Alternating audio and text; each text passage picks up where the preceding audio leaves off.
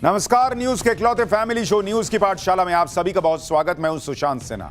ये वो पाठशाला जहां सबकी क्लास लगती है। और सबसे पहले रोज की तरह आपको बताऊं कि आज कौन कौन सा चैप्टर खुलने वाला हूं। सिलेंडर की लंबी लाइनें वर्सेस भरे सिलेंडरों की जमाखोरी, मोदी और इंडी के बीच जो गजब घमासान हो रहा है, आज उसका पूरा चैप्टर खोलने वाला हूं। एलपीजी सिलेंडर कहां मिल रहा, कहां नहीं मिल रहा, कहां ब्लैक हो रहा, पूरा सच बताने वाली ग्राउंड रिपोर्ट आपके लिए लाया। इधर पीएम मोदी ने ईरान के प्रेसिडेंट से बात की, उधर ईरान ने तेल और गैस को लेकर क्या बड़ी बात कह दी है, आज आपको बताऊंगा। शेयर मार्केट 2 साल पीछे चला गया, महंगाई बढ़ने लगी है, ईरान वॉर का भारत में क्या असर दिखने लगा है, आज इसका चैप्टर भी खोलूंगा। हताश ट्रंप तो गाली देने पर आ गए बॉस। उधर जुमे के दिन ईरान में सड़क पर ऐसा क्या हुआ कि अमेरिका के होश उड़ गए। ट्रंप का वो नया ऐलान जो बता रहा ईरान के साथ युद्ध और कितना चलने वाला है। अमेरिकी प्लेन डाउन, वॉरशिप पर हमला, ईरान हर दिन अमेरिका का भूत कैसे बना रहा है। खाड़ी देश में धमाकों के बीच पाकिस्तान में ड्रोन फटने लगे हैं। मुनीर के लिए कौन सा बड़ा संकट आ गया। पाकिस्तान में लॉकडाउन और धमाकों के बीच शहबाज और मुनीर ने नई भीख किससे मांग ली, आज इसका चैप्टर भी खोलूंगा। और आखिर में हमारा स्पेशल सेगमेंट, सोचा है कभी कि अगर सरकार नोट छापती है तो भाई खूब छाप ले, सबको अमीर क्यों नहीं बना देती। सोचे हैं कभी, आज इसके बारे में भी बताऊंगा। लेकिन पहले दिन भर की बड़ी खबरों का रिवीजन, उसके बाद पहला चैप्टर।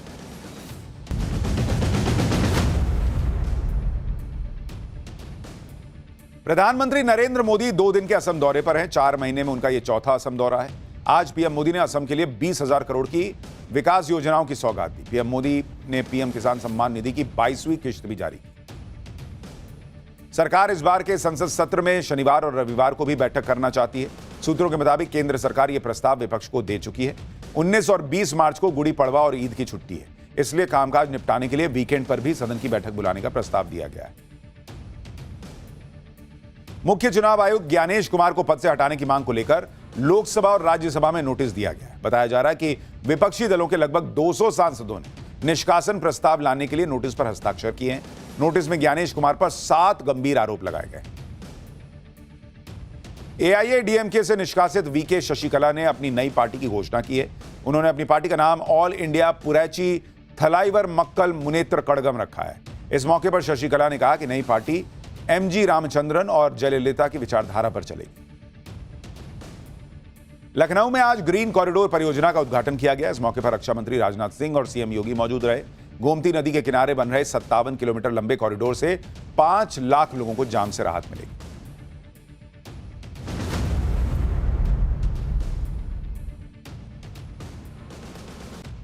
तो ये हो गया दिन भर का रिवीजन। अब पाठशाला की पहली क्लास, सिलेंडर की लंबी लाइनें वर्सेस भरे सिलेंडरों की जमाखोरी, मोदी और इंडी के बीच गजब घमासान क्यों हो गया, एलपीजी सिलेंडर कहां मिल रहा, कहां नहीं, कहां ब्लैक हो रहा, ग्राउंड रिपोर्ट क्या बता रही। इधर पीएम मोदी ने ईरान के प्रेसिडेंट से बात की, उधर ईरान ने तेल गैस को लेकर क्या बड़ी बात कह दी। शेयर मार्केट 2 साल पीछे चला गया, महंगाई बढ़ने लगी है, ईरान वॉर का भारत में क्या असर दिखने लगा है। सबसे पहले इसका चैप्टर। डोनाल्ड ट्रंप ने ईरान युद्ध करके जो रायता फैलाया है बॉस, वो उसे खुद तो समेट नहीं पा रहे, उल्टे पूरी दुनिया को उस रायते में उन्होंने ऐसे रपटा दिया है कि दुनिया बाप बाप कर रही है। क्योंकि जिसको ईरान अमेरिका युद्ध से कोई मतलब भी नहीं, वो भी इसमें पिस रहा है। पूरी दुनिया में तेल गैस के भयंकर क्राइसिस की चर्चा है। भारत में तो घर घर गली चौराहे में गैस सिलेंडर की चर्चा हो रही है। राजनीति में भी इसी को लेकर गजब घमासान मचा हुआ है। आप देखिए, सरकार कह रही है कि कोई कमी नहीं है सिलेंडर की, लोग पैनिक ना करें। विपक्ष कह रहा है कि सरकार सच छिपाने में लगी हुई। पीएम मोदी कह रहे हैं कि कुछ लोग पैनिक क्रिएट कर रहे हैं। विपक्ष कह रहा है कि क्या सरकार को लंबी लंबी लाइनें नहीं दिख रही हैं। लेकिन इस राजनीति के बीच ग्राउंड पर क्या हाल है, एलपीजी सिलेंडर कहां मिल रहा है, कहां नहीं मिल रहा, कहां ब्लैक हो रहा है, पूरा सच बताने वाली ग्राउंड रिपोर्ट आपके लिए लाया।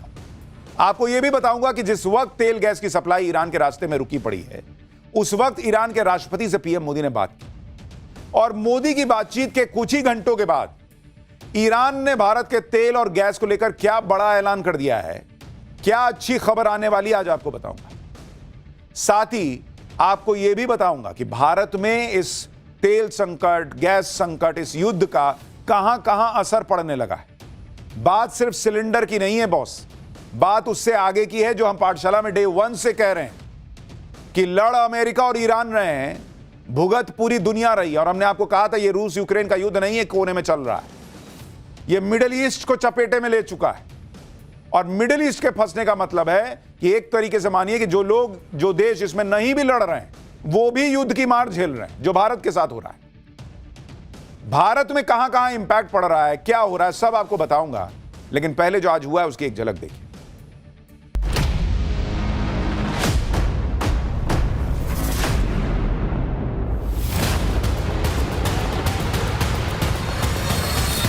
आपने ही पहले सिलेंडर पे शिफ्ट किया सबको, अब सिलेंडर नहीं मिलेगा तो आदमी कहाँ जाएगा, किस पे खाना बनाएगा, कैसे खाना खाएगा। 8 बजे से खड़े हैं जी हम, बहुत परेशानी है। ऑनलाइन बुक ही नहीं ले रहे हैं, बंद कर दिया इन्होंने ऑनलाइन बुक।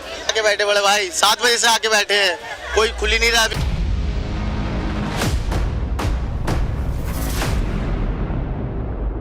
कुछ लोग हैं जो पैनिक क्रिएट करने का प्रयास कर रहे हैं। दुनिया के कई देशों के शीर्ष नेताओं से मेरी इसको लेकर बातचीत हुई है।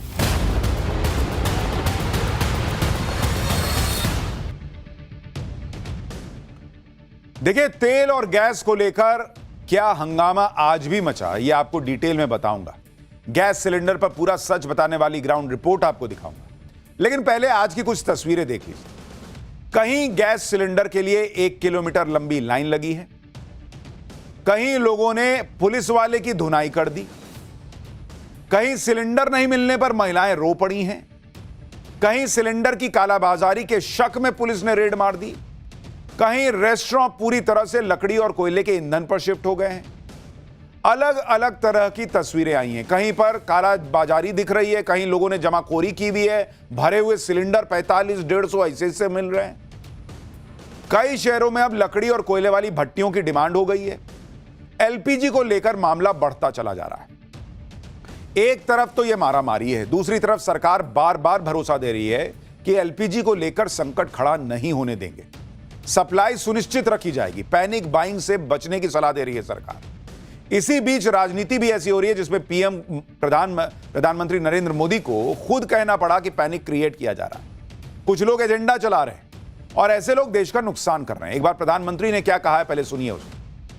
साथियों, आजकल बहुत चर्चा एलपीजी को लेकर हो रही है। कुछ लोग हैं जो पैनिक क्रिएट करने का प्रयास कर रहे हैं, अपना एजेंडा चलाना चाहते हैं। मैं इस समय उन पर राजनीतिक टिप्पणी नहीं करना चाहता, लेकिन इतना जरूर कहूंगा कि ऐसा करके वो जनता के समक्ष खुद को एक्सपोज हो ही रहे हैं, पूरे देश का भी बड़ा नुकसान कर रहे हैं। पीएम मोदी का यह बयान सुनकर विपक्ष भड़क गया। संसद के अंदर और संसद के बाहर विपक्ष ने सिलेंडर वाले पोस्टर लेकर प्रदर्शन किया। विपक्ष ने पीएम मोदी के पैनिक वाले बयान पर उन्हें घेर लिया और पूछा कि जो गैस एजेंसियों पर लंबी लंबी लाइनें लग रही हैं, जो लोग 4-4 दिन से सिलेंडर के लिए खड़े हैं, वो क्या झूठ बोल रहे हैं? सुनिए इंडी गठबंधन के सांसद क्या कह रहे हैं। नहीं क्रिएट नहीं कर रहे हैं। सरकार से पूछा जा रहा है कि सरकार की क्या तैयारी है, क्योंकि जो वीडियोस सोशल मीडिया के माध्यम से सामने आ रहे हैं और जहां न्यूज के माध्यम से भी सामने आ रहे हैं, वहां दिखने को मिल रहा है कि लोग लंबी लंबी कतारों में खड़ा। तो सरकार समझे कि दिक्कत है और इसे सुलझने के सरकार क्या कर रही है, ये स्पष्ट रूप से अपनी बात को रखे। क्या प्रधानमंत्री जी अखबार नहीं पढ़ रहे हैं? क्या प्रधानमंत्री जी वो क्यों नहीं देख रहे हैं?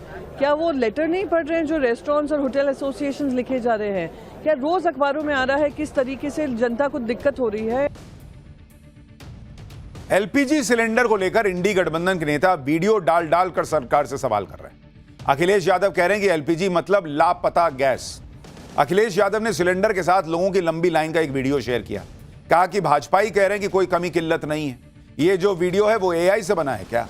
झूठ के सैकड़ों सिलेंडर खाली हुए होंगे तब एक भाजपाई जो है वो बना होगा। ये अखिलेश यादव कह रहे हैं, ये वीडियो डालकर। इस घमासान के बीच सरकार बार बार कह रही है कि एलपीजी की कोई कमी नहीं है। 3 दिन से लगातार प्रेस कॉन्फ्रेंस की जा रही है और इसमें पूरी बात बताई जा रही है कि कितनी डिमांड है, कितनी सप्लाई है और सरकार क्या क्या कर रही है। आज पेट्रोलियम मंत्रालय ने कहा कि एलपीजी के 25,000 डिस्ट्रीब्यूटर हैं। कहीं कोई ड्राई आउट नहीं है। लोगों को अफवाहों और पैनिक बाइंग से बचने के लिए कहा गया है। घरों को बिना रुकावट के एलपीजी मिलती रहे, यह सुनिश्चित किया गया है। एलपीजी का घरेलू प्रोडक्शन 30% तक बढ़ा दिया गया है। जहां तक कि कमर्शियल एलपीजी की बात है तो राज्य सरकारों को उसके वितरण का फैसला लेना है। कमर्शियल उपभोक्ताओं को लोकल सिटी गैस डिस्ट्रीब्यूशन से संपर्क करने के लिए कहा गया है। इसके साथ ही पेट्रोलियम मंत्रालय ने पीएनजी कनेक्शन लेने की भी अपील की है, वो जो पाइप से गैस आती है।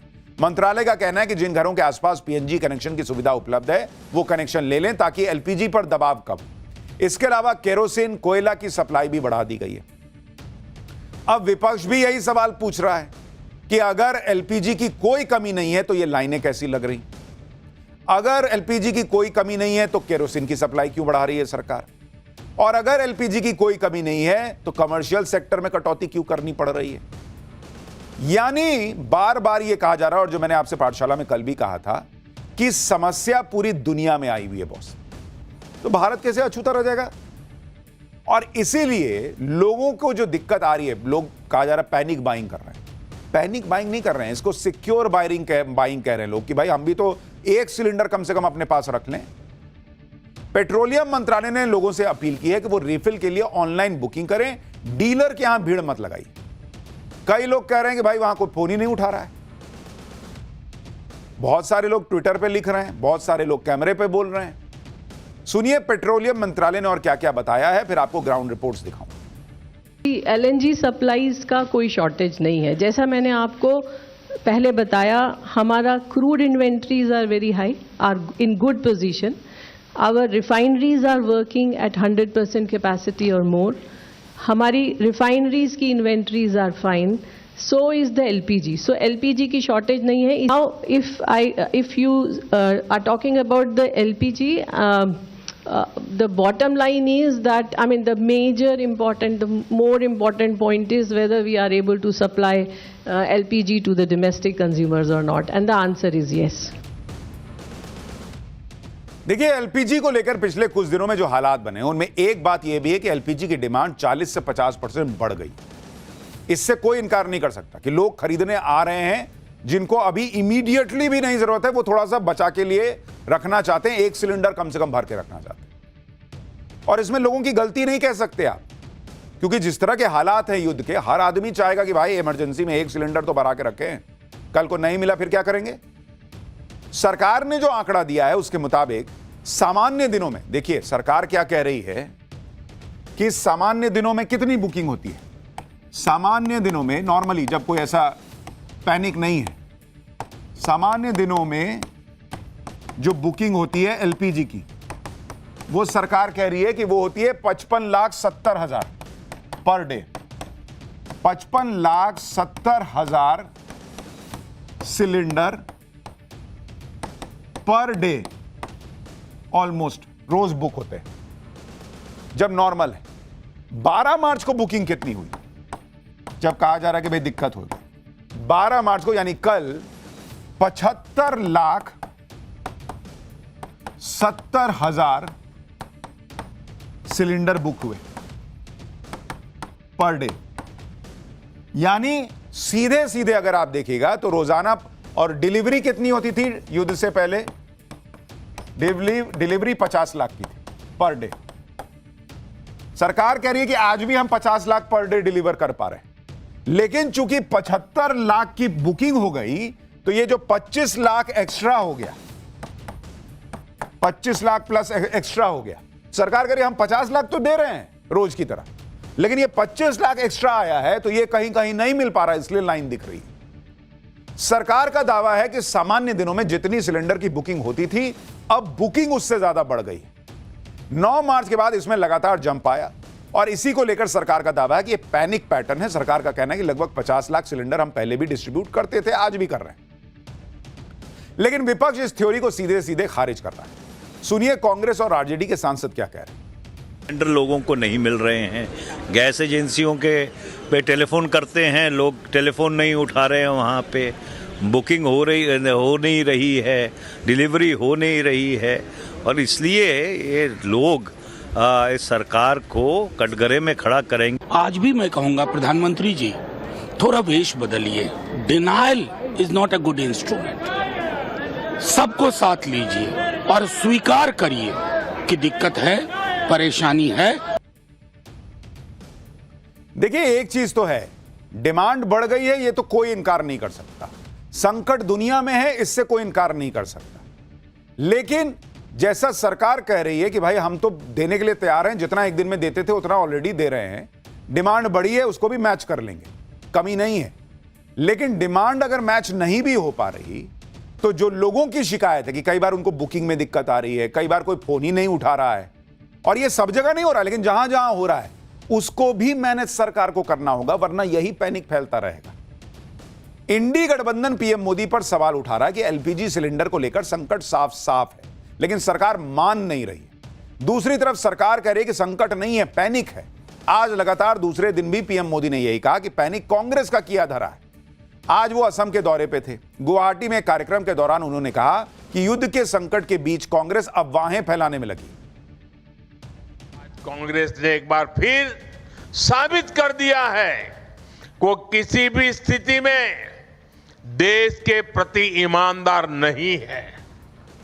आज युद्ध से बने संकटों के बीच भी कांग्रेस सिर्फ अफवाहें फैलाने और अपप्रचार करने में जुटी है। और मैं जरा कांग्रेस के साथियों से कहना चाहता हूं, एक काम करिए, लाल किले पर से 15 अगस्त को पंडित नेहरू जी ने जो भाषण दिए हैं, जरा भाषण सुनिए, आप सुनकर के हैरान हो जाओगे। लाल किले से 15 अगस्त को एक बार कह रहे हैं पंडित जी कि उत्तर कोरिया और दक्षिण कोरिया में लड़ाई चल रही है, इसलिए भारत में महंगाई बढ़ रही है। अब उत्तर कोरिया दक्षिण कोरिया कहां है, और आज कांग्रेस के लोग देश को गुमराह करने में लगे हैं। देखिए कांग्रेस क्या कर रही है ये तो कांग्रेस जाने, लेकिन सड़क पर लाइनें दिख रही हैं, लोग बातें कर रहे हैं, लोग हमसे भी कह रहे हैं कि सर यहां नहीं मिल रहा, वहां नहीं मिल रहा। कोई कह रहा है सर आपके पास अगर इलेक्ट्रिक वाला है चूल्हा तो दे दीजिए, हमको नहीं मिला। लोगों को दिक्कतें हैं, और अगर सब ये जितने लोग दिख रहे हैं ये सब कांग्रेस के लोग हैं, कांग्रेस के कहने पर बाहर आ गए हैं, कांग्रेस पर इतना विश्वास करने लगे हैं, तो भाई कांग्रेस का इतना जनाधार होता तो कांग्रेस 100 सीट भी नहीं ला पा रही होती। इसलिए मैंने कहा, कल भी कहा था कि सरकार जो कह रही है और विपक्ष जो कह रहा है, सच्चाई उसके बीच में कहीं। एकदम बम मामला भी नहीं है कि कोई दिक्कतें नहीं है, और एकदम खत्म मामला भी नहीं है। लोगों को दिक्कत आ रही है, ये लाइनें बता रही है। एक तरफ तो एलपीजी के मामले में धुआंधार पॉलिटिक्स हो रही है, दूसरी तरफ आप ये भी देखिए कि एलपीजी की जो सप्लाई ईरान के रास्ते में रुकी है, उसके लिए प्रधानमंत्री नरेंद्र मोदी खुद लगे हुए भी हैं कि कैसे ये रास्ता खुले। कल ही प्रधानमंत्री मोदी की ईरान के राष्ट्रपति मसूद पेजेश्कियन से फोन पर बात हुई, और इस बातचीत में पीएम मोदी ने युद्ध के भड़कने और लोगों की जान जाने पर चिंता जताई। पीएम मोदी ने बताया कि भारतीयों की सुरक्षा और एनर्जी जरूरतें हमारी प्राथमिकता है। इसके साथ ही पीएम मोदी ने शांति स्थिरता पर जोर दिया। पीएम मोदी ने ईरान के राष्ट्रपति के साथ बातचीत में डायलॉग और डिप्लोमेसी पर जोर दिया। आधिकारिक जानकारी के मुताबिक ईरान के राष्ट्रपति ने पीएम मोदी को मौजूदा हालात की जानकारी दी। दोनों नेताओं ने संपर्क में रहने पर सहमति जताई। यानी पीएम मोदी ने ऐसे वक्त में ईरान से बात की है जब ईरान ने 2 दिन पहले ही भारत आ रहे थाईलैंड के एक शिप को धमाके से उड़ा दिया था। अभी भी ईरान के स्ट्रेट ऑफ हॉर्मुज में तेल गैस से लदे भारत के फ्लैग लगे 28 जहाज फंसे हुए, और इन जहाजों पर 700 से ज्यादा भारतीय फंसे हुए। तो ऐसा नहीं है कि पीएम मोदी नहीं लगे हैं, वो भी लगाए हुए हैं पूरा जोर कि कैसे जो है वो मामला सलटे। इसके अलावा गल्फ रीजन में 23,000 भारतीय ऐसे हैं जो शिपिंग इंडस्ट्री से जुड़े हैं, उनकी सुरक्षा भी भारत की प्राथमिकता है। इधर पीएम मोदी ने ईरान के राष्ट्रपति से बात की। कल रात को विदेश मंत्री एस जयशंकर ने भी ईरान के विदेश मंत्री सैयद अब्बास अरागची से फोन पर बात की। युद्ध शुरू होने के बाद दोनों विदेश मंत्रियों के बीच यह चौथी बातचीत थी। इससे पहले 10 मार्च को भी दोनों विदेश मंत्रियों के बीच बातचीत हुई थी। विदेश मंत्री एस जयशंकर ने बताया कि ईरान में ब्रिक्स के मुद्दे पर बात हुई। ईरान के विदेश मंत्री की तरफ से अमेरिका और इजरायल के भीषण हमलों के बारे में जानकारी दी गई। इस डिप्लोमेसी और पीएम मोदी की बातचीत का असर भी दिखने लगा है। 24 घंटे के अंदर भारत में ईरान के राजदूत ने बहुत बड़ा बयान दिया है बॉस। भारत में ईरान के राजदूत से जब यह सवाल हुआ कि क्या भारत के जहाजों को ईरान से सेफ पैसेज मिलेगा, तो ईरान के राजदूत ने कहा है कि आप 2 से 3 घंटे में इसका असर देख सकते हैं। ईरान के राजदूत ने दावा किया कि युद्ध के बाद भारत ने उसकी मदद की है। भारत हमारा दोस्त है, ईरान के राजदूत कह रहे हैं, और वो कह रहे हैं 2-3 घंटे में आपको असर दिखने लगेगा कि भारत के जहाजों को रास्ता मिलेगा या नहीं। सुनिए वो कितनी बड़ी बात कह रहे हैं। India gets passes through the Strait of Hormuz? Yes, you can see the future, and I think that after 2 or 3 hours. But you said some good news in 1 to 3 days. You said something. Yeah. Because we believe that. We believe that Iran and India are friends. So you believe some good news? No. We have common interest. We have common faith. And I, as ambassador in India, Iran in India, I said to you that government of India in this situation after the war help us and in different fields. Thank you. Iran के भरोसे के बीच आज straight of Hormuz से एक बड़ी खबर आई। Shipping ministry की तरफ से बताया गया कि भारत के झंडे लगे 28 जहाज स्ट्रेट ऑफ हॉर्मुज में फंसे, उसमें से एक जहाज स्ट्रेट ऑफ हॉर्मुज से पार करके आगे बढ़ा है। शिपिंग मंत्रालय ने बताया कि भारत का फ्लैग लगा जग प्रकाश नाम का एक oil tanker straight of Hormuz से सुरक्षित गुजर गया है।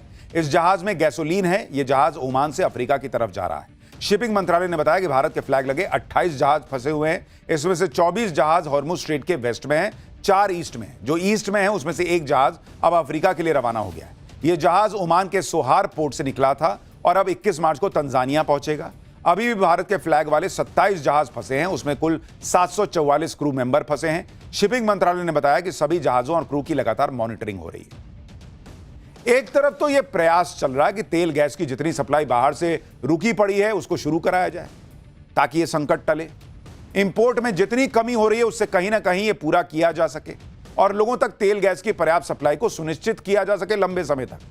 लेकिन कुछ लोग ऐसे भी हैं जो हमेशा ऐसे क्राइसिस में मौका ढूंढ लेते हैं मुनाफाखोरी का। जमाखोरी और कालाबाजारी करने वाले ऐसे ही मौके की तलाश में रहते हैं और इस वक्त वही हो रहा है।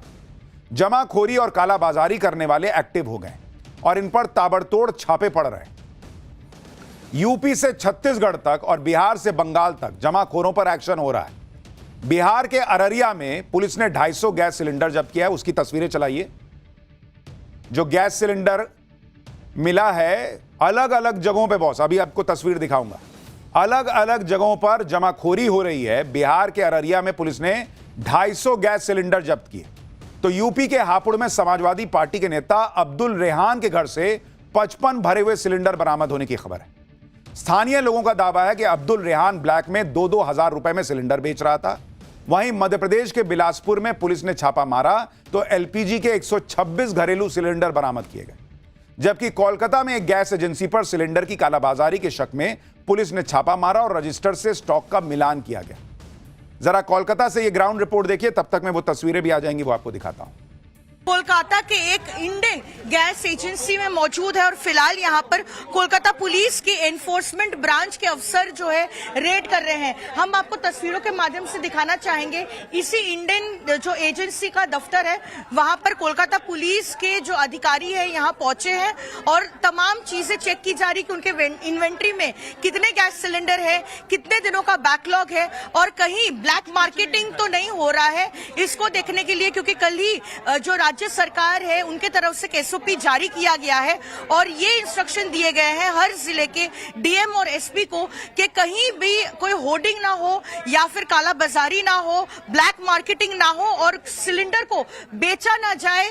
इसीलिए जो है तमाम जगहों पर रेड चल रही है। दक्षिण कोलकाता के दक्षिणापर्ण में भी इसी एक इंडियन गैस एजेंसी के दफ्तर में फिलहाल रेड चला रहे हैं कोलकाता पुलिस के एनफोर्समेंट ब्रांच के अधिकारी। और बाहर का दृश्य देखिए, ये तमाम लोग जो है ये पता करने आए हैं कि आखिरकार कितने दिनों का बैकलॉग है और कितने दिनों में जो है मिलेगा।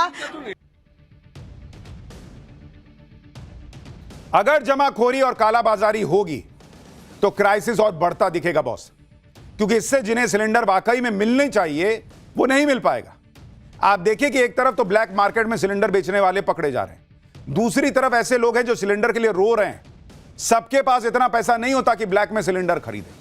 आम आदमी तो गैस एजेंसी के ही भरोसे रहता है कि वहां से तय रेट पर सिलेंडर मिल जाएगा। लेकिन कहीं कहीं स्थिति ऐसी है कि सिलेंडर आसानी से नहीं मिल रहा है बॉस। और इसलिए मैं कल से कह रहा हूं कि पेट्रोलियम मंत्री जो कह रहे हैं, उनका मंत्रालय आके रोज प्रेस कॉन्फ्रेंस कर देता है, दिक्कत नहीं है, दिक्कत नहीं है। पब्लिक रो रही है भाई कई जगहों पर, उनसे जाके बात करो कैसे नहीं मिल रहा है उनको। किसी को शौक नहीं है कि घर का काम छोड़ के जाके सड़क पर खड़ा रहे घंटों घंटों। चंडीगढ़ में एक महिला दिखी जो रो रही थी। उनका कहना था कि 2 दिन से घर में खाना नहीं बना है। एजेंसी के चक्कर काट रही हैं, लेकिन एजेंसी वाले यहां से वहां दौड़ा रहे हैं। सुनिए वो महिला क्या बता रही है। जी क्यों रो रही हैं आप? मेरा बच्चा भूखे है 2 दिन से, तो मैं रोऊं नहीं तो क्या करूं, आप बताओ। सिलेंडर खत्म है? मैं बीपी शुगर का मरीज हूँ, मैं नहीं खाना खाती तो मेरे को चक्कर आता है, मैं क्या करूं, आप बताओ। तो सिलेंडर क्या कहा इन्होंने आपको अभी जब आप आए? अभी आए तो कहते आपका यहाँ एजेंसी नहीं है, वहाँ वाले यहाँ भेजे, ये दे नहीं रहे, हम कहाँ जाए अभी बताओ। जो हम कह रहे हैं हमारे 12 सिलेंडर पूरा हो गया, कुछ तो सदुशन होगा, वहाँ 44 वाले कहे वहाँ एजेंसी पे जाओ आपको मिल जाएगा, यहाँ आए तो यहाँ दे नहीं रहे हैं, मेरे बच्चे भूखे हैं, हम क्या करें आप बताओ। कैसे खाना बन रहा है घर पर? अभी आज मेरे घर में कुछ नहीं बना है, खाना ही नहीं बना? नहीं बना है, क्योंकि जो 180 रुपए में छोटे सिलेंडर भरा के लाते, आज वो भी नहीं मिला। आज कहीं भी गजेरी गए, जगतपुरा गए, कहीं नहीं भराया। और इसलिए मैं बार बार कह रहा हूं, सबको एक तराजू में तोल देना कि पैनिक बाइंग है, पैनिक बाइंग है, कोई दिक्कत नहीं है, कोई दिक्कत नहीं है, वो सॉल्यूशन नहीं है बॉस। ऑलमोस्ट 9-10 करोड़ परिवार होंगे जिनके पास 2 सिलेंडर है, बाकी के जो हैं जिनके पास मान लीजिए एक सिलेंडर है, खत्म हो गया, क्या करेंगे वो महिला कह ना रही है कि मेरे पास कुछ नहीं है घर में बनाने के लिए, वो पैनिक बाइंग नहीं करेगी तो क्या करेगी? जिन लोगों को सिलेंडर नहीं मिल रहा, जो लोग लाइनों में लगे हैं, वो भन्ना रहे हैं, उनका पारा ऐसा चढ़ रहा है कि महाराष्ट्र के धुले में तो पब्लिक ने एक पुलिस वाले को पीट दिया बॉस। आरोप है कि यह पुलिस वाला अपनी वर्दी की धौंस दिखाकर गैस एजेंसी में घुस गया और जबरन सिलेंडर ले जाने लगा, जिसके बाद लोगों ने उसकी क्या हालत की, आप देखिए कैसी स्थिति बन गई।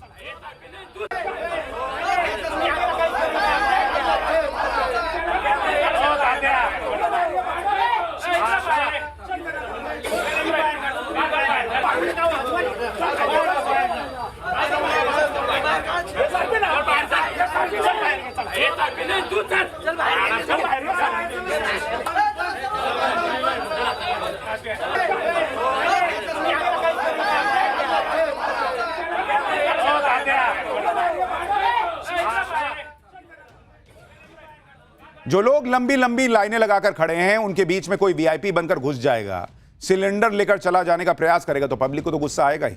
लखनऊ के अलीगंज में सिलेंडर की इतनी मारामारी हुई कि लोगों की रात सिलेंडर वाली लाइन में बीत रही है। लोग रात के 12 बजे से आकर एजेंसी के सामने लाइन लगा रहे हैं। ये आपको तस्वीर दिखा रहा हूं लखनऊ की। आज तो यहां 1 किलोमीटर लंबी लाइन लगी हुई थी। कई लोगों ने बताया कि वो पिछले 4 दिनों से सिलेंडर के लिए लाइन में लग रहे हैं, लेकिन सिलेंडर मिल नहीं रहा है। तो जो लोग कह रहे हैं कि बस बुक कीजिए मिल जाएगा, ये कौन से लोग हैं मुझे ये बताइए? इनको मजा आ रहा है कि चलते हैं वहां सिलेंडर रख के उसी पे बैठ के मोबाइल देखेंगे।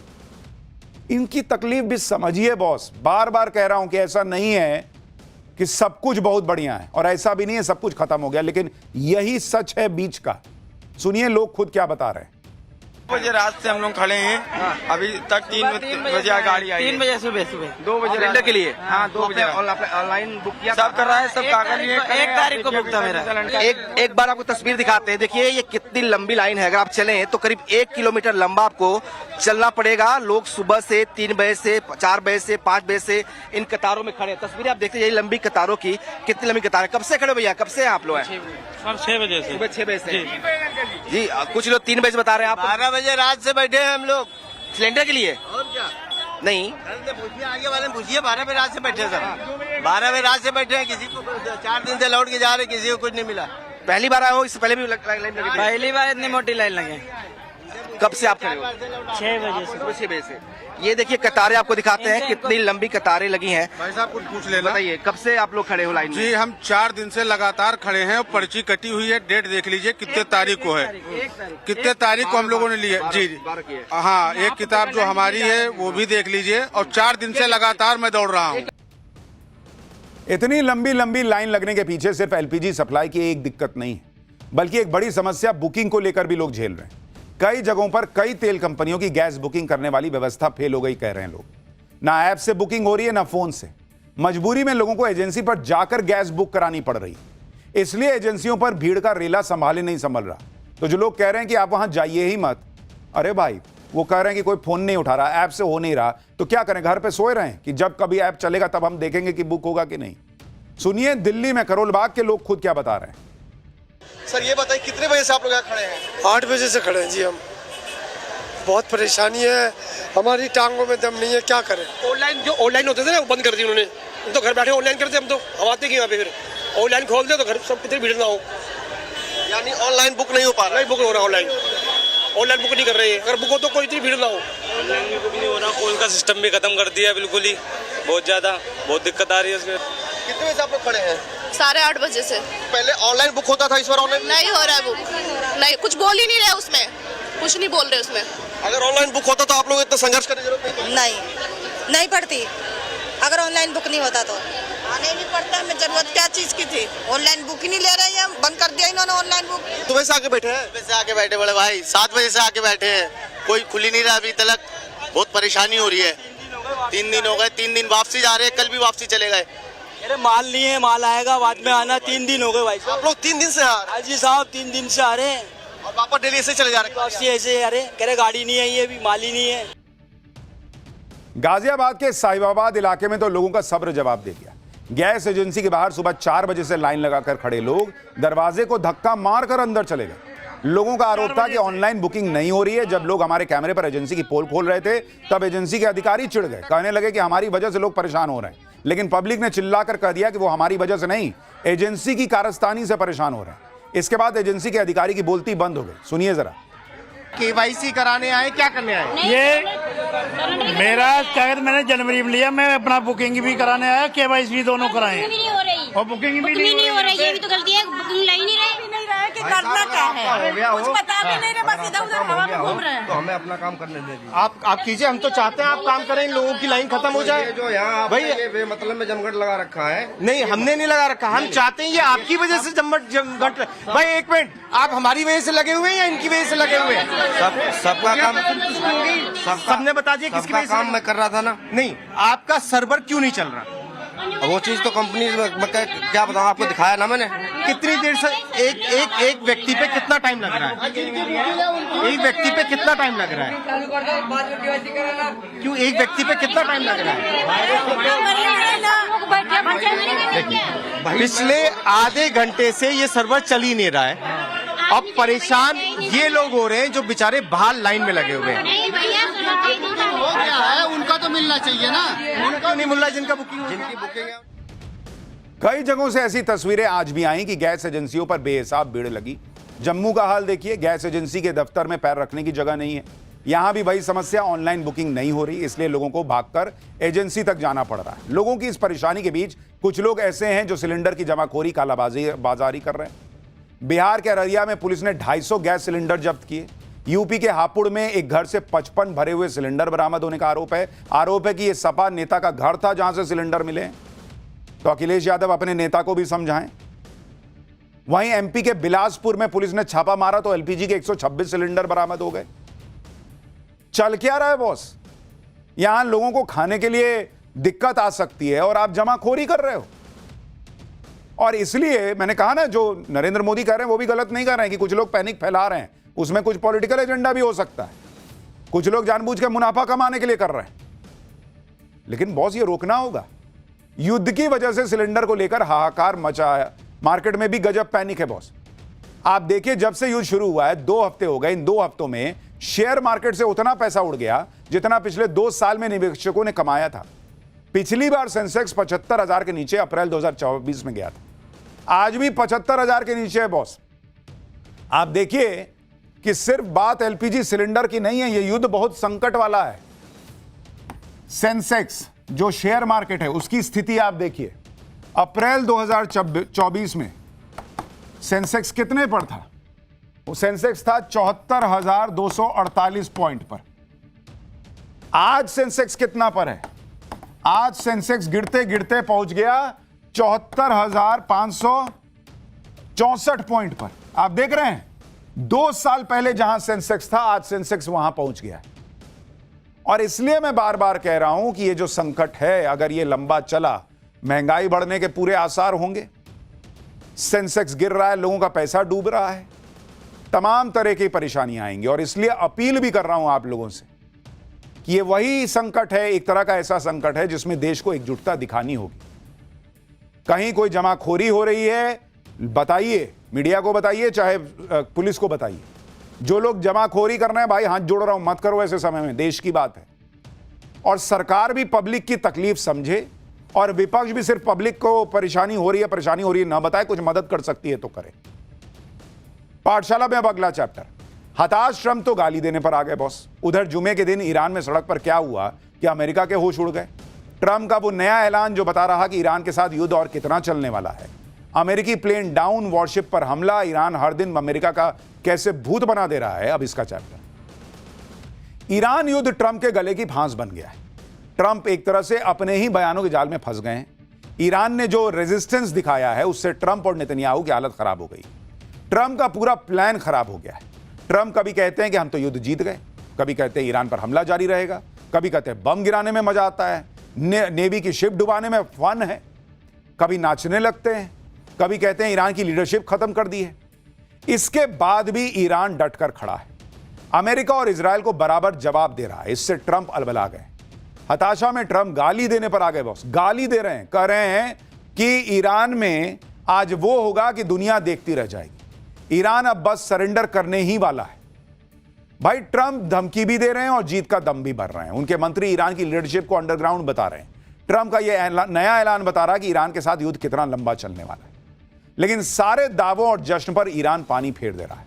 तेहरान की सड़कों पर ईरान की टॉप लीडरशिप ने मार्च करके ट्रंप के दावों को गलत साबित कर दिया। ईरान के राष्ट्रपति से लेकर रक्षा प्रमुख तक सड़कों पर हजारों की भीड़ के साथ उतर गए और दिखाया कि ईरान अभी भी खड़ा हुआ है।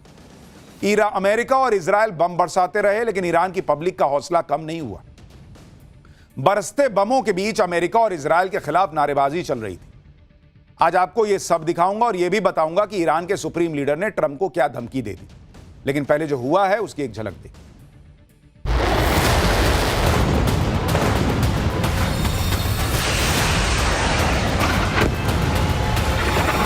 A nation of terror and hate, and they're paying a big price right now.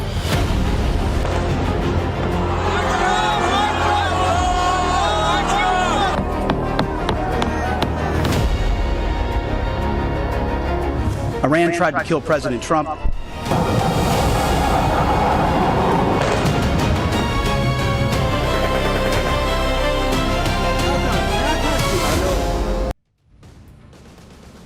Iran युद्ध अब ट्रंप के हाथ से निकल चुका है, क्योंकि आप देखिए कि ट्रंप कैसे बहकी बहकी बातें कर रहे हैं। कल ही वो जीत का दावा कर रहे थे। आज ट्रंप ने कह दिया कि ईरान की नेवी नहीं बची, एयरफोर्स साफ हो गई है, मिसाइल, ड्रोन और सब कुछ तबाह कर दिया है। ईरान की लीडरशिप को धरती से मिटा दिया है। ट्रंप ने गाली देते हुए कहा कि देखना आज ईरान के साथ क्या होता है। वो गाली तो आपको नहीं दिखा सकते, लेकिन उन्होंने जो शब्द गाली के तौर पर इस्तेमाल होता है वो अपने पोस्ट में लिख दिया। ट्रंप किस तरह से परेशान है वो आप इस बात से भी समझिए कि ईरान को नई धमकी देते हुए ट्रंप ने यहां तक कह दिया कि ये लोग पिछले 47 साल से दुनिया भर में निर्दोष लोगों को मार रहे हैं। अमेरिका का 47वां राष्ट्रपति होने के नाते अब मैं उनको मार रहा हूं। ऐसा करना कितना बड़ा सम्मान है। आप सोचिए, लोगों को मारना इनको सम्मान लग रहा है कि मैं बहुत अच्छा कर रहा हूं मारकर। ये वही ट्रंप हैं जो कुछ दिन पहले कह रहे थे कि ईरान के नेवी शिप डुबोने में फन है। एक वीडियो में नाच रहे थे कल। आज कह रहे हैं कि ईरान के लोगों को मारना सम्मान की बात है। लेकिन ट्रंप अपनी ही बातों में फंसते जा रहे हैं। एक तरफ कह रहे हैं सब कुछ खत्म कर दिया, दूसरी तरफ कह रहे हैं अभी और बड़ा हमला करूंगा। भाई सब कुछ खत्म ही कर दिया तो बड़ा हमला किस बात का कर रहे हैं? हमला करने की जरूरत क्या है? ट्रंप ने तो आज एक और नया दावा कर दिया कि ईरान सरेंडर करने वाला है। G7 के नेताओं को ट्रंप ने बताया कि ईरान सरेंडर बस करने ही वाला है, लेकिन वहां की लीडरशिप ही खत्म हो चुकी, इसलिए कोई सरेंडर की घोषणा नहीं कर पा रहा है। वाह बॉस, क्या लॉजिक है। कह रहे हैं कि वहां कोई लीडरशिप नहीं बची, इसलिए कोई सरेंडर नहीं कर पा रहा। तो जब लीडरशिप बची नहीं तो मार किसको रहे? भारत वहां के विदेश मंत्री से बात कर रहा है, पीएम मोदी वहां के राष्ट्रपति से बात कर रहे हैं, और इनके हिसाब से वहां कोई सरेंडर करने वाला नहीं बचा है। सोचिए कैसी बेतुकी बातें कर रहे हैं, और इनके समर्थक कैसे होंगे जो उसको मान भी ले रहे हैं। इससे ज्यादा क्या बेतुकी बात हो सकती है कि ईरान सरेंडर कर चुका है, लेकिन कोई सरेंडर करने के लिए बोलने वाला नहीं कि हां हमने सरेंडर कर दिया। उधर आज ट्रंप के रक्षा मंत्री ने कहा कि ईरान की लीडरशिप अंडरग्राउंड हो चुकी। ट्रंप कह रहे हैं हमने मार दिया, रक्षा मंत्री कह रहा है कि अंडरग्राउंड है। पहले आपस में बैठ के तय करो यार कि मार दिए हो कि अंडरग्राउंड है। रक्षा मंत्री कह रहे हैं कि डर के सामने वो हमारे सामने नहीं आ रहे, चूहों की तरह छुप गए। सुनिए आप। Iran's leadership is in no better shape. Desperate and hiding, they've gone underground, cowering. That's what rats do. We know the new so-called not-so-supreme leader is wounded and likely disfigured. He put out a statement yesterday, a weak one, actually, but there was no voice and there was no video. It was a written statement. अगर Iran में सारी leadership खत्म हो गई, बाकी बचे लोग चूहे की तरह छुप गए, तो फिर आज ईरान की सड़कों पर जो दिखा वो क्या था? ईरान की जिस लीडरशिप को अमेरिका कह रहा है कि वो हताश हो चुके हैं, डरपोक हैं, सामने नहीं आ रहे, चूहे की तरह छिपे हैं, वो लीडरशिप आज तेहरान की सड़कों पर बेधड़क घूमती दिख रही थी। ये तस्वीरें आप देखिए, ईरान के राष्ट्रपति मसूद पेजेश्कियन तेहरान की सड़कों पर खुलेआम घूमते दिख रहे हैं। ना ही कोई डर, ना ही हमले का खौफ। ये देखिए आप तस्वीरें, खुलेआम वो सड़क पर घूम रहे हैं। इतना ही नहीं, ईरान के रक्षा प्रमुख अली लारिजानी भी आज तेहरान में पब्लिक के साथ दिखाई दिए। अली लारिजानी भी बेखौफ रेवोल्यूशन स्क्वायर में मार्च करते हुए दिखे। ये तस्वीरें देखिए बहुत। इसके अलावा IRGC के कई कमांडर और ईरान के सुप्रीम लीडर के सलाहकार भी इस मार्च में दिखाई दिए। यानी ईरान की पूरी टॉप लीडरशिप सड़क पे थी। अमेरिका दुनिया को नैरेटिव बेच रहा है, ट्रंप कह रहे हैं मार दिया, रक्षा मंत्री कह रहे हैं ये तो बंकर में छुपे हैं चूहे की तरह, वो वहां सड़क पर खुला नजर आ रहे हैं। ईरान ने एक AI वीडियो भी रिलीज किया जिसमें दिखाया गया कि तमाम हमलों के बाद भी कैसे ईरान टूटा नहीं और पलटवार कर रहा है। देखिए जरा ये वीडियो।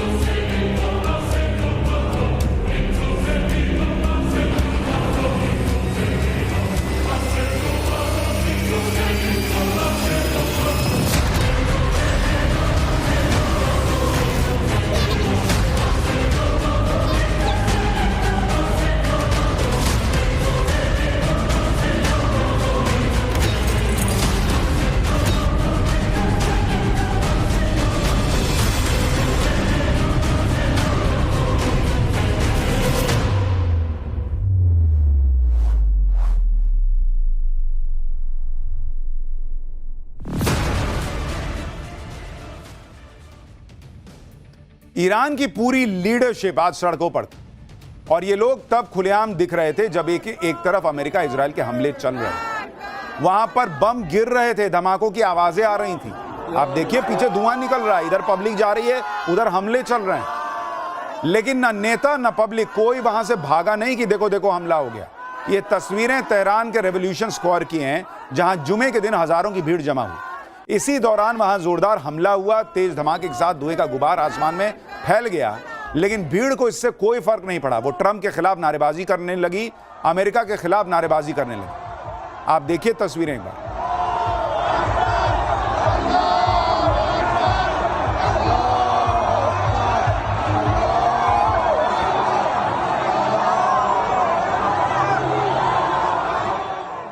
अमेरिका इजराइल के हमले के बाद भी ना तो भीड़ वहां से हटी, ना किसी के चेहरे पर कोई खौफ था। अमेरिका के खिलाफ ईरान की पब्लिक में जो गुस्सा है वो साफ दिख रहा है। ईरान में तो लोग अलग अलग तरह से प्रोटेस्ट कर रहे हैं। एक ताबूत को अमेरिका और इजराइल के झंडे से लपेटकर उसमें कील ठोक रहे हैं। यानी वो दिखा रहे हैं कि ईरान पर हमला करके अमेरिका इजराइल ने अपने लिए मुसीबत मोल ली है, अपने ताबूत पे आखिरी कील ठोक ली। अमेरिका ने यह सोचकर ईरान पर युद्ध किया था कि वहां की रिजीम हटा देंगे, अपने मनमर्जी का नेता बना देंगे। यहां उल्टा हो गया। ईरान में जो सत्ता में है उसके लिए तो गजब का सपोर्ट बढ़ गया, वो कमजोर होने की जगह मजबूत हो गए। ये तस्वीरें देखिए, अमेरिकी हमले में मारे गए ईरान के कमांडरों की अंतिम यात्रा निकल गई। तेहरान के रेवोल्यूशन स्क्वायर पर हजारों लोगों की भीड़ पहुंची हुई थी। देख रहे हैं, पैर रखने की जगह नहीं। लोगों ने अपने शहीद कमांडर्स को श्रद्धांजलि दी और नारे लगाए। कमांडर्स को श्रद्धांजलि देने आए लोगों ने पोस्टर भी लहराए जिसमें लिखा हुआ था हार्ड रिवेंज कंटिन्यूज, यानी ईरान पूरी ताकत से बदला लेता रहेगा। यानी ईरान और ईरान के लोगों का मैसेज क्लियर है कि ईरान मर जाने को तैयार है, लेकिन ट्रंप के सामने झुकने को तैयार नहीं है। फिर भी ट्रंप यह कह रहे हैं कि ईरान तो सरेंडर करने वाला है। अगर यही बात होती तो फिर ट्रंप ने क्यों आज दुनिया से कह दिया कि जाओ रूस का तेल खरीद लो। मैं सबको कहता हूं जाओ खरीदो। जिस रूस के तेल के लिए ट्रंप दुनिया से लड़ गए कि रूस का तेल ना खरीदो, आज ईरान युद्ध ने ट्रंप के सामने ऐसी नौबत ला दी जिसमें ट्रंप खुद कह रहे हैं कि जाओ रूस का तेल खरीद लो जितना खरीदना है। आप देखिए कि अमेरिका ने रूस से कच्चा तेल खरीदने में छूट दे दी है। यह छूट उन सभी देशों के लिए है जो रूस से कच्चा तेल खरीदना चाहते हैं। इसके तहत समुद्र में जो रशियन ऑयल जहाजों पर लदा है उसे खरीदा जा सकता है। रूस से तेल खरीद पर 11 अप्रैल तक छूट लागू रहेगी। अब अगर ट्रंप दावा कर रहे हैं कि ईरान को वो हरा चुके, तो रूस के कच्चे तेल पे छूट क्यों दिए भाई? ईरान को हरा दिए, ईरान अब न तब सरेंडर करने वाला है, तो स्ट्रेट ऑफ हॉर्मुज तो आप कभी भी खुलवा लोगे। स्ट्रेट ऑफ हॉर्मुज खुल जाएगा, तेल की कीमत कम हो जाएगी। तो क्यों दुनिया से कह रहे हो जाओ रूस का तेल खरीदो, जो दुनिया से कह रहे थे कि मत खरीदना। अमेरिका का, ट्रंप का रूस का तेल खरीदने की इजाजत देना बता रहा है कि यह युद्ध अभी खत्म नहीं होने वाला। इसी रशियन क्रूड ऑयल को लेकर ट्रंप ने कितना बवाल किया था बॉस। रूस से तेल खरीदने वाले भारत पर आरोप लगा दिया था कि भारत रूस से तेल खरीद के यूक्रेन युद्ध को स्पॉन्सर कर रहा है। अब रशियन क्रूड ऑयल पर प्रतिबंध हटाकर ट्रंप किसका युद्ध स्पॉन्सर कर रहे हैं? ट्रंप ने तो रूस का उल्टा जबरदस्त फायदा करा दिया बॉस। आप देखिए, इतना हाहाकार मचा है तो रूस से तेल खरीदने के लिए जो है वो लोग लाइन में लगे हुए हैं और रूस पे पैसा बरस रहा है। ईरान युद्ध के बाद अगर आप देखेंगे, रूस का फायदा देखिए कितना ज्यादा हो गया ट्रंप के इस सनक की वजह से। पिछले 14 दिन में अगर आप देखेंगे, रूस की जो कमाई हुई है वो हुई है 63,600 करोड़ की कमाई हुई है रूस को, सिर्फ तेल बेच के बॉस। और इसके अलावा तेल के दाम बढ़ने से रूस का फायदा 1400 करोड़ पर डे का हो रहा है, पर डे। अब आप सोचिए, तो डोनाल्ड ट्रंप को पता ही नहीं है भाई करना क्या है, ये वाला हिसाब लग रहा है। ट्रंप को ईरान युद्ध से कुछ भी हासिल नहीं हो रहा, उल्टे वो अपने दुश्मन रूस और चीन का फायदा करा रहे हैं। लेकिन ट्रंप चाहकर भी ईरान युद्ध से निकल नहीं पा रहे। भले ही उनके दुश्मनों को फायदा हो रहा है, भले ही उनका खुद का नुकसान हो रहा है। ईरान युद्ध में अमेरिका को एक और बड़ा झटका लगा। इराक में अमेरिकी वायुसेना का KC-135 प्लेन क्रैश हो गया। इस घटना में प्लेन में सवार 4 अमेरिकी सैनिकों की मौत हो गई। अब तक इस युद्ध में अमेरिका के 10 सैनिक मारे जा चुके हैं। ईरान का समर्थन करने वाले इराक रेजिस्टेंस फ्रंट के लड़ाकों ने अमेरिकी विमान को मार गिराने का दावा किया है। हालांकि अमेरिकी सेना ने इसे एक हादसा बताया है। अमेरिकी सेना का KC-135 बोइंग कंपनी का बनाया रिफ्यूलिंग प्लेन है, जो वॉर जोन में उड़ रहे फाइटर जेट्स और दूसरे एयरक्राफ्ट्स में हवा में ही फ्यूल भरता है।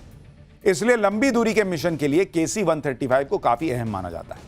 वैसे तो इस प्लेन में 37 सैनिक बैठ सकते हैं, लेकिन आमतौर पर इस प्लेन में 3 क्रू मेंबर रहते हैं, एक पायलट, एक को पायलट और एक क्रू मेंबर एयरक्राफ्ट्स में फ्यूल भरने के लिए। इसमें इस्तेमाल होने वाले बूम को ऑपरेट करता है। यह प्लेन एक बार में 90,000 लीटर फ्यूल लेकर उड़ान भर सकता है।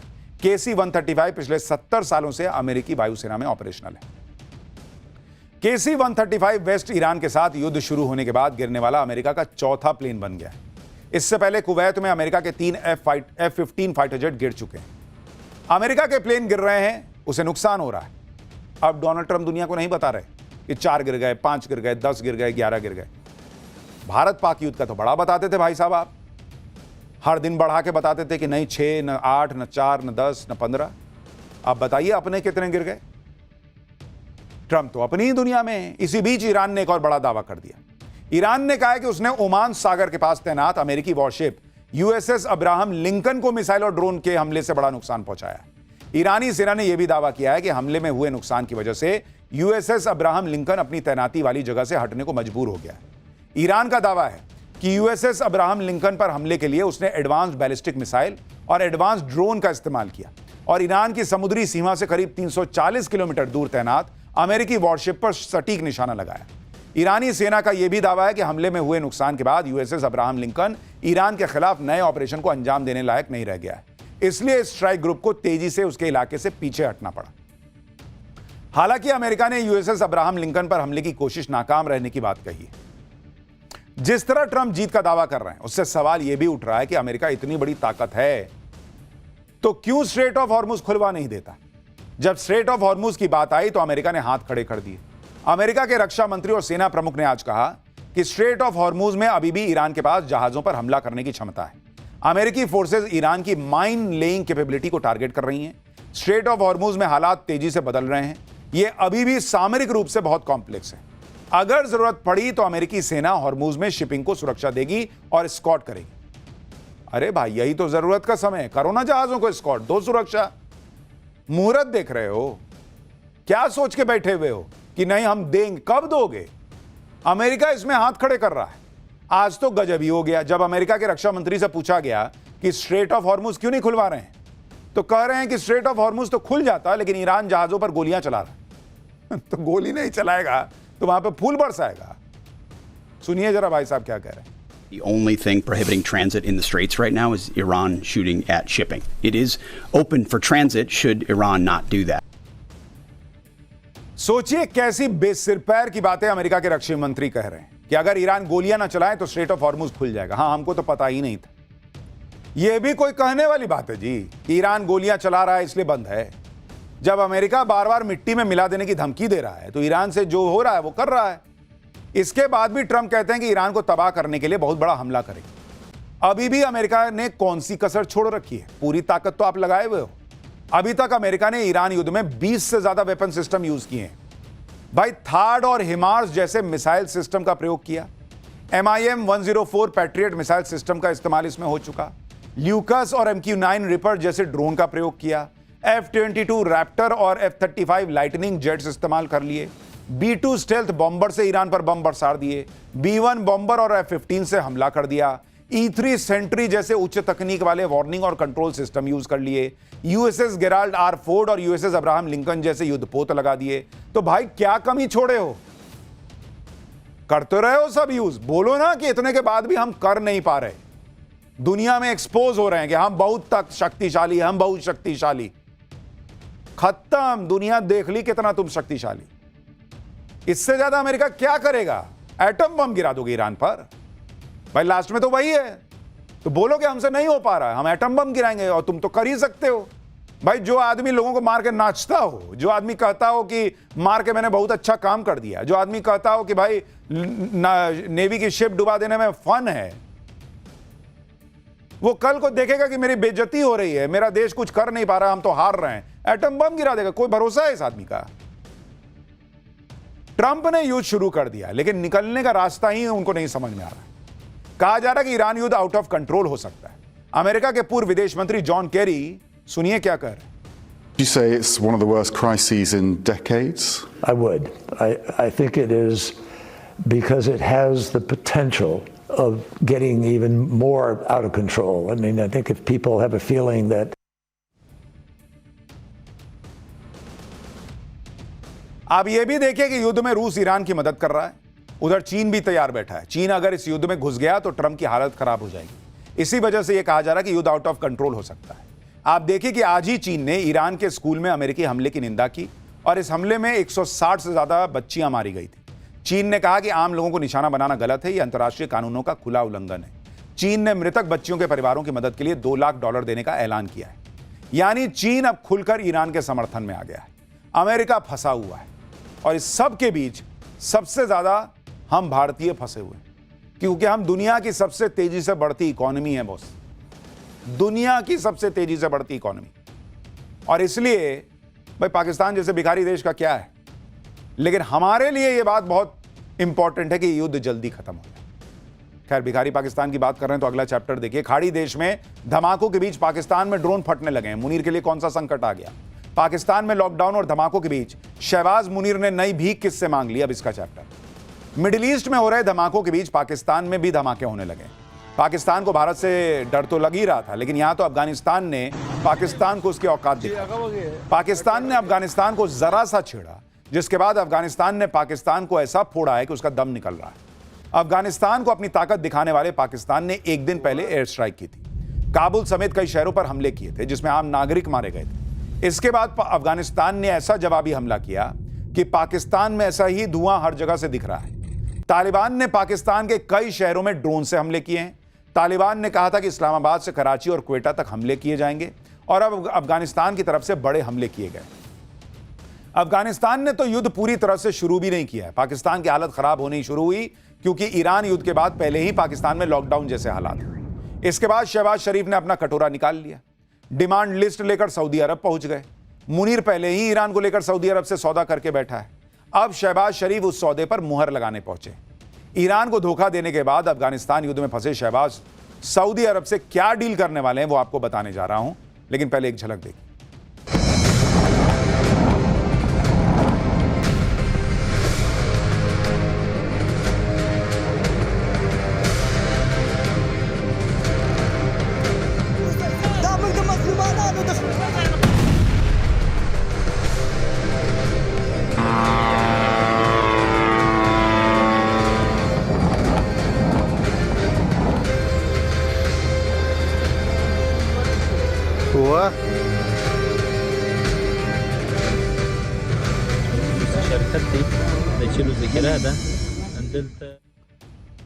पाकिस्तान ने कुछ दिन पहले अफगानिस्तान को ओपन वॉर की धमकी तो दी, लेकिन धमाकेदार युद्ध की शुरुआत अफगानिस्तान ने कर दी। आज अफगानिस्तान ने पाकिस्तान को अंदर घुसकर मारा है। कई जगह मिलिट्री बेस तबाह हुए हैं, कई जगह ड्रोन से हमला किया गया। अफगानिस्तान ने आज सबसे बड़ा हमला पाकिस्तान के खैबर पख्तूनख्वा में किया, जहां कोहाट मिलिट्री बेस को निशाना बनाया गया। अफगानिस्तान की स्ट्राइक के बाद पाकिस्तानी सेना के स्ट्रेटेजिक सेंटर्स आग की लपटें और धुआं उठता हुआ दिखा। अफगानिस्तान के अटैक के बाद पूरे इलाके में हड़कंप मच गया। पाकिस्तान ने कोहाट में एक किले में बेस बना रखा है, जहां भारी मात्रा में गोला बारूद डंप है। इस बेस का इस्तेमाल डूरंड लाइन पर हथियार पहुंचाने और ऑपरेशनल मदद पहुंचाने के लिए किया जाता था। अफगानिस्तान ने आज सिर्फ एक जगह अटैक नहीं किया, बल्कि अफगानिस्तान के ड्रोन डूरंड लाइन पार करके पाकिस्तान के कई मिलिट्री बेस पर गिरे, जिसका वीडियो अफगानिस्तान की सेना ने खुद जारी किया। कोहाट में पाकिस्तान की सेना को सबसे ज्यादा नुकसान होने की खबर है। पाकिस्तान के मिलिट्री बेस पर हमले के तुरंत बाद इलाके में रेड अलर्ट जारी कर दिया गया। अफगानिस्तान और हमले के डर से बाजारों को जबरन बंद करवाया गया। पूरे इलाके में चप्पे चप्पे पर पुलिस तैनात है। वहीं पाकिस्तान के क्वेटा से भी एक तस्वीर सामने आई, जिसमें एक घर पर अफगानिस्तान का ड्रोन आ गिरा। इस हमले में पूरा घर तबाह हो गया, जबकि कुछ लोग घायल भी हुए। अफगानिस्तान ने यह हमला तब किया है जब पाकिस्तान ने एक दिन पहले ही एयर स्ट्राइक की थी।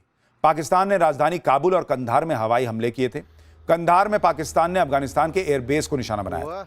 इस दौरान पाकिस्तान ने प्राइवेट एयरलाइन काम एयर के फ्यूल डिपो पर हमला किया था। इस फ्यूल डिपो से सिविलियन विमानों और यूएन के विमानों को भी फ्यूल सप्लाई जाती है। पाकिस्तान की एयर स्ट्राइक के बाद कई धमाके हुए, जिसमें फ्यूल डिपो पूरी तरह से तबाह हो गया। कंधार में हुए इस एयर स्ट्राइक में 2 लोग घायल हुए। इधर अफगानिस्तान ने पाकिस्तान के कई शहरों को धुआं कर रखा है। उधर पाकिस्तान ने कटोरे वाली मिसाइल दाग दी। ये मिसाइल जहां गिरती है उसमें ये भीख मांगने के लिए शहबाज शरीफ निकल आते हैं। जंग के बीच इस बार शहबाज शरीफ अपना कटोरा लेकर सऊदी अरब के दरबार में हाजिरी लगा रहे हैं, क्योंकि मुनीर को भी पता है कि बिना पैसे के ना जंग लड़ी जा सकती है और ना देश चलाया जा सकता है। इसके बाद कल जेद्दा में शहबाज शरीफ ने क्राउन प्रिंस मोहम्मद बिन सलमान से मुलाकात की और आज शहबाज शरीफ एक बार फिर असीम मुनीर को लेकर मोहम्मद बिन सलमान से मिलने पहुंच गए। पाकिस्तान ने ईरान को लेकर सऊदी अरब से क्या सौदेबाजी की है ये तो नहीं पता, लेकिन आप देखिए कि पाकिस्तान किस कदर गिरा हुआ देश है। इसका अंदाजा इसी बात से लगाइए कि शहबाज शरीफ भीख मांगने की पूरी लिस्ट लेकर सऊदी अरब पहुंचे।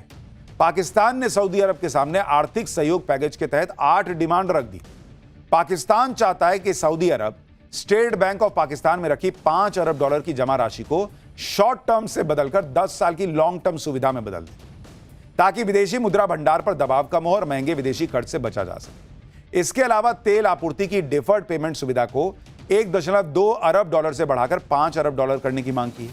तेल के लिए भुगतान की अवधि को 1 साल से बढ़ाकर 3 साल करने की मांग की है। पाकिस्तान ने अपने नए एक्जिम बैंक के लिए रियायती क्रेडिट लाइन की मांग की है। इंपोर्ट संबंधी लेन देन के लिए बैंक गारंटी की जरूरत को माफ करने की भी मांग की है। यानी दुनिया युद्ध में फंसी हुई है, इनका एजेंडा क्लियर है, जहां से भीख मिल जाए ले लो। शहबाज शरीफ सऊदी अरब से भीख मांगने तब पहुंचे हैं जब पाकिस्तान IMF से $7 अरब के फंड की बातचीत कर रहा है, मतलब वो एक अलग भीख है। उस बीच इधर से भी भीख लेने पहुंच गए। ये तो इस देश का हाल है।